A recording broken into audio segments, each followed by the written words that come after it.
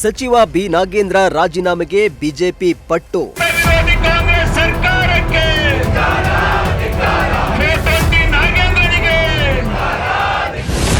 Tumakuru DC ಕಚೇರಿ ಎದುರು BJP ಅನಿರ್ದಿಷ್ಟಾವಧಿ ಧರಣಿ.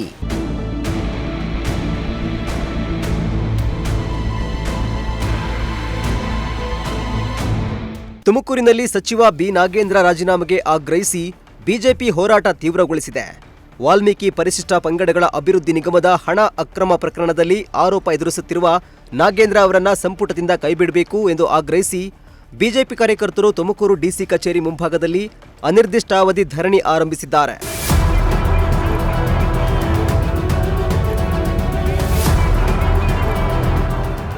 ಜಿಲ್ಲಾಧ್ಯಕ್ಷ ರವಿಶಂಕರ್ ನೇತೃತ್ವದಲ್ಲಿ ನಡೆದ ಪ್ರತಿಭಟನೆಯಲ್ಲಿ ನೂರಾರು ಕಾರ್ಯಕರ್ತರು ಭಾಗಿಯಾಗಿದ್ದು ಕಾಂಗ್ರೆಸ್ ಸರ್ಕಾರದ ವಿರುದ್ಧ ಧಿಕ್ಕಾರ ಕೂಗಿ ಆಕ್ರೋಶ ವ್ಯಕ್ತಪಡಿಸಿದ್ದಾರೆ. ಈ ವೇಳೆ ಬಿಜೆಪಿ ಜಿಲ್ಲಾಧ್ಯಕ್ಷ ರವಿಶಂಕರ್ ಮಾತನಾಡಿ, ನಾಗೇಂದ್ರ ರಾಜೀನಾಮೆಗೆ ಆಗ್ರಹಿಸಿ ಅಧಿವೇಶನದ ಒಳಗೂ ಹೊರಗೂ ಬಿಜೆಪಿ ಹೋರಾಟ ನಡೆಸ್ತಾ ಇದೆ.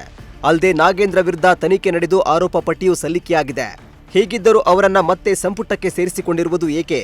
ಸರ್ಕಾರದ ಮೇಲೆ ಅಂತಹ ಒತ್ತಡ ಏನಿತ್ತು ಅಂತ ಕಿಡಿಕಾರಿದ್ದಾರೆ.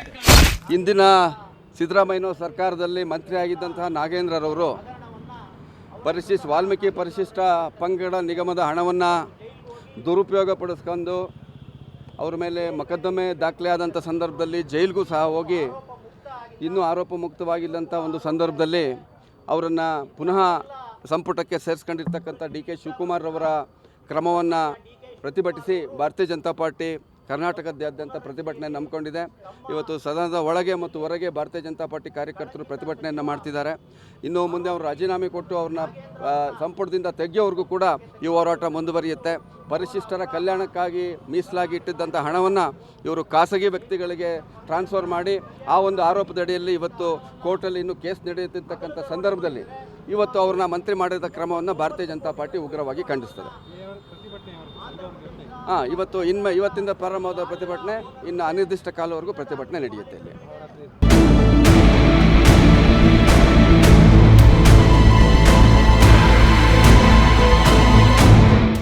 ಇನ್ನು ವಾಲ್ಮೀಕಿ ಪರಿಶಿಷ್ಟ ಪಂಗಡಗಳ ಅಭಿವೃದ್ಧಿ ನಿಗಮದ ಹಣ ಅಕ್ರಮ ಪ್ರಕರಣದಲ್ಲಿ ಸಚಿವ ಬಿ ನಾಗೇಂದ್ರ ವಿರುದ್ಧ ತನಿಖೆ ನಡೆದು ಆರೋಪ ಪಟ್ಟಿಯೂ ಸಲ್ಲಿಕೆಯಾಗಿದೆ ಎಂದು ಆರೋಪಿಸಿರುವ ಬಿಜೆಪಿ ನೈತಿಕ ಹೊಣೆ ಹೊತ್ತು ನಾಗೇಂದ್ರ ಕೂಡಲೇ ಸಚಿವ ಸ್ಥಾನಕ್ಕೆ ರಾಜೀನಾಮೆ ನೀಡಬೇಕು ಎಂದು ಆಗ್ರಹಿಸಿದೆ. ಕಳೆದ 2024ರ ಲೋಕಸಭಾ ಚುನಾವಣೆ ಸಂದರ್ಭದಲ್ಲಿ ವಾಲ್ಮೀಕಿ ಅಭಿವೃದ್ಧಿ ನಿಗಮದಲ್ಲಿ ದಲಿತರಿಗೆ ಮೀಸಲಾಗಿದ್ದಂತಹ ಸುಮಾರು 90 ಕೋಟಿ ಹಣವನ್ನು ಅಕ್ರಮವಾಗಿ ಹೈದರಾಬಾದು ಮತ್ತು ತೆಲಂಗಾಣ ಮೂಲಗಳ ವಿವಿಧ ನಕಲಿ ಖಾತೆಗಳಿಗೆ ಹಣ ವರ್ಗಾಯಿಸಿ ಅದನ್ನು ಲೋಕಸಭಾ ಚುನಾವಣೆಗೆ ಅಕ್ರಮವಾಗಿ ಬಳಸ್ಕೊಂಡಿರ್ತಕ್ಕಂಥ ವಿಷಯವನ್ನು ಅವತ್ತಿನ MD ಆಗಿದ್ದಂಥ ಚಂದ್ರಶೇಖರ್ ಅವರು ತಮ್ಮ ಡೆತ್ ನೋಟಲ್ಲಿ ಬರೆದಿಟ್ಟು ಸಚಿವ ನಾಗೇಂದ್ರ ಅವರು ಒತ್ತಡ ಇತ್ತು ಅಂತ ಬರೆದಿಟ್ಟು ಆತ್ಮಹತ್ಯೆಗೊಳಗಾಗ್ತಾರೆ. ಆ ಸಂದರ್ಭದಲ್ಲಿ ಭಾರತೀಯ ಜನತಾ ಪಾರ್ಟಿ ನಾಗೇಂದ್ರ ಅವರ ರಾಜೀನಾಮೆಗೆ ಆಗ್ರಹಿಸಿ ಪ್ರತಿಭಟನೆ ಮಾಡಿರ್ತದೆ. ಅವತ್ತು ಸಚಿವರಾದಂಥ ನಾಗೇಂದ್ರ ಅವರು ತಮ್ಮ ಸಚಿವ ಸ್ಥಾನಕ್ಕೆ ರಾಜೀನಾಮೆ ಕೊಟ್ಟಿದ್ದರು. ಆದರೆ ಡಿ.ಕೆ. ಶಿವಕುಮಾರ್ ಅವರು ಇವತ್ತು ಅವರ ನೂತನ CM ಆದ ನಂತರ ಸಚಿವ ಸಂಪುಟಕ್ಕೆ ನಾಗೇಂದ್ರ ಅವ್ರನ್ನ ಮತ್ತೆ ತಗೊಂಡಿದ್ದಾರೆ. ಈಗಾಗಲೇ ಕರ್ನಾಟಕದಿಂದ SIT ಈ ಒಂದು ವಿಚಾರವಾಗಿ ತನಿಖೆ ನಡೆಸ್ತಾ ಇದೆ. CBI ED ಅವರು ಅವರ ಎಲ್ಲ ದೋಷಾರೋಪ ಪಟ್ಟಿ ಚಾರ್ಜ್ ಶೀಟ್ನಲ್ಲಿ ನಾಗೇಂದ್ರನೇ ಪ್ರಮುಖ ಕಿಂಗ್ ಪಿನ್ ಅನ್ನೋದನ್ನು ಚಾರ್ಜ್ ಶೀಟಲ್ಲಿ ಉಲ್ಲೇಖ ಮಾಡಿದೆ. ಟ್ರಯಲ್ ನಡೀತಾ ಇದೆ.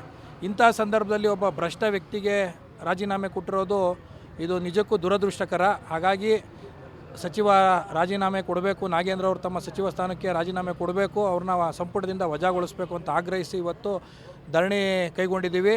ಎಲ್ಲಿವರೆಗೂ ನಾಗೇಂದ್ರ ರಾಜೀನಾಮೆ ತಮ್ಮ ಸಚಿವ ಸ್ಥಾನಕ್ಕೆ ನೀಡೋದಿಲ್ಲ ಅಲ್ಲಿವರೆಗೂ ಕೂಡ ಈ ಒಂದು ಧರಣಿಯನ್ನು ಮುಂದುವರಿಸಬೇಕು ಅಂತ ನಿರ್ಧಾರ ಮಾಡಿದೆ ಭಾರತೀಯ ಜನತಾ ಪಾರ್ಟಿ.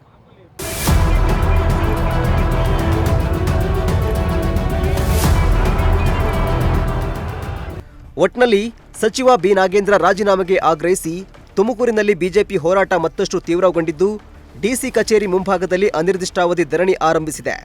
ಬಿಜೆಪಿ ಹೋರಾಟಕ್ಕೆ ಸರ್ಕಾರ ಯಾವ ರೀತಿಯಲ್ಲಿ ಪ್ರತಿಕ್ರಿಯಿಸಲಿದೆ ಅನ್ನೋದನ್ನ ಕಾದು ನೋಡಬೇಕಿದೆ.